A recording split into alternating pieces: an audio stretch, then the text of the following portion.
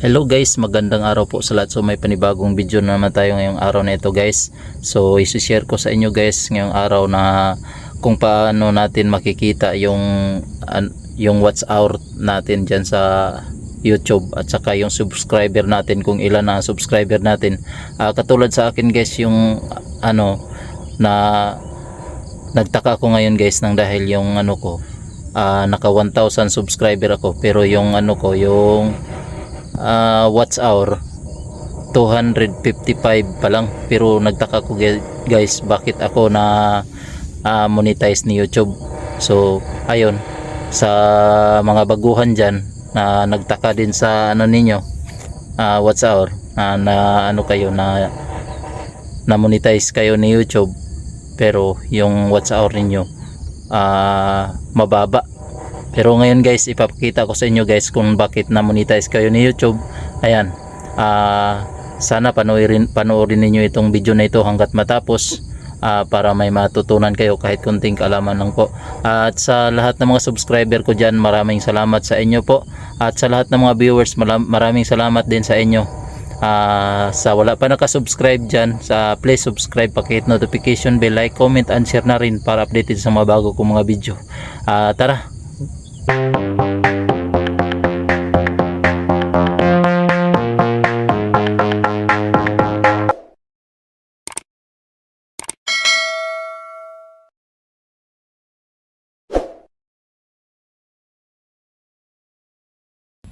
Ayan, unang-una guys, punta tayo dito sa Play Store. I-download natin, i-search natin yung YouTube Studio.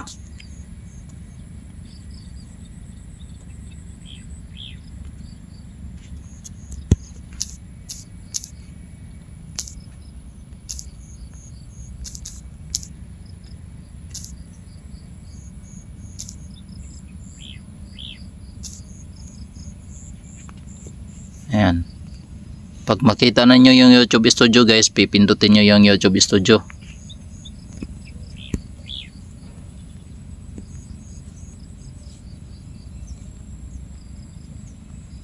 Ayan. So mayroon na akong YouTube Studio guys. Ayan, open na lang daw. Ayan. So kung wala pa kayong YouTube Studio guys, i-install niyo yung YouTube Studio. Yan, back na ako, diretso na tayo doon sa YouTube Studio ko.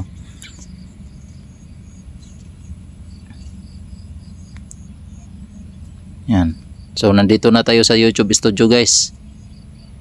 Pipindutin natin to.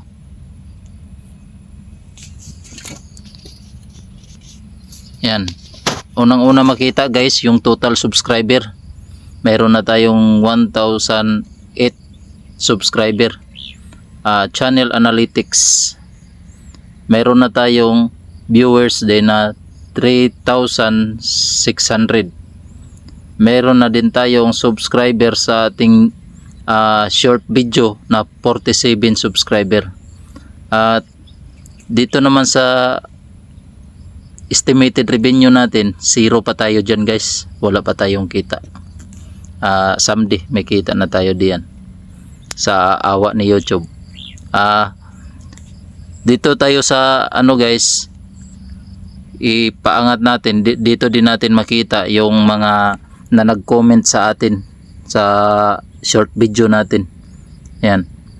So dito sa wiring diagrams mini drive light ng motor, may nag-comment kumusta daw. So ayan, pwede ninyo yan replyan diyan guys. So punta na tayo dito sa watch time hours guys. Pindutin natin tong analytics. Dito sa baba, may mabasa kayong analytics dito sa baba. Pipindutin natin to. Tapos ganun pa rin na makita natin, 255 watch hours. So ganun pa rin na makikita natin. So dito din natin makikita guys yung video natin, kung saan ang video natin na pinakataas na engage, kung saan ang pinakataas. So ang pinakataas dito sa video ko guys Ito yung paano manalo at matalo. 954 ang ano dyan, average natin.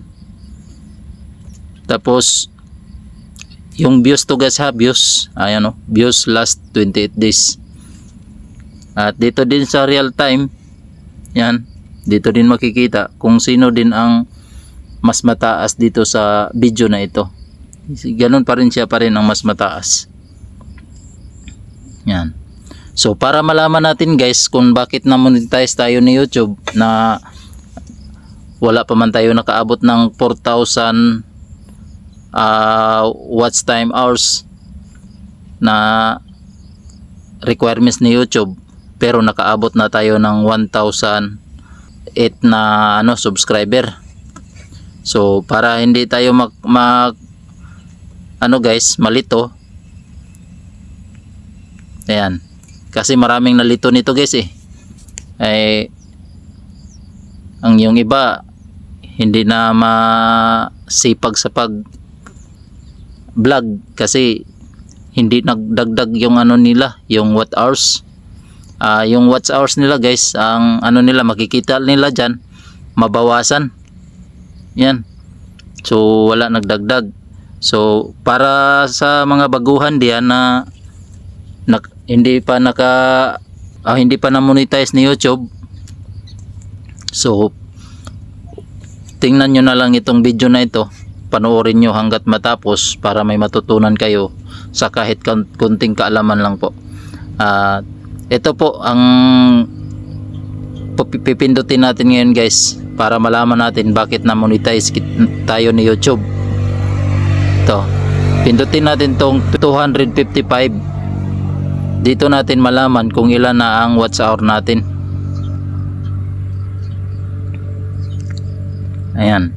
So dito pa rin natin makikita guys ang 255.9 watch hour. So nang dahil dito tayo sa 28 days. Dito tayo sa 365 days guys.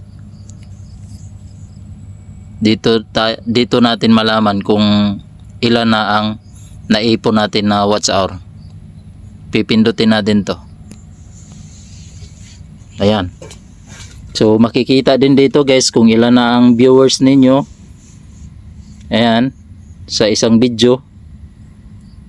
Top content. Ang pinakataas pa rin dito sa akin to 2.5k.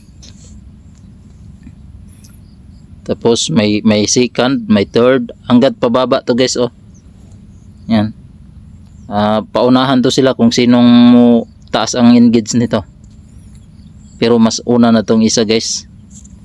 Ang nito kung sino kayang hahabol nito sa kanila.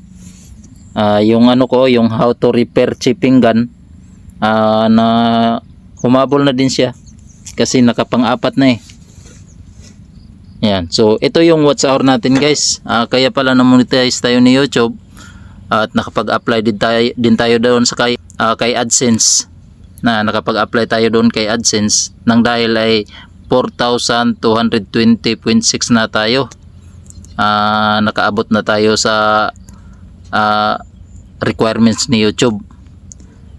Pindutin din natin dito sa December 2025 guys. 2025. Ayan, mataas na tayo dito sa 2025 guys. Ayan. Meron tayong 223.9 sa isang buwan pa lang Sa isang buwan pa lang to. Pero para makita natin lahat guys, dito tayo sa lifetime. Ayan, mayroon na tayong 6,025.8 na watch hour guys.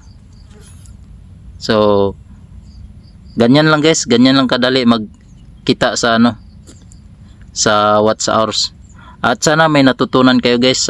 Maraming salamat sa inyo guys. So thank you po sa lahat ng mga viewers, sa lahat ng mga subscriber ko dyan. So maraming salamat sa inyo.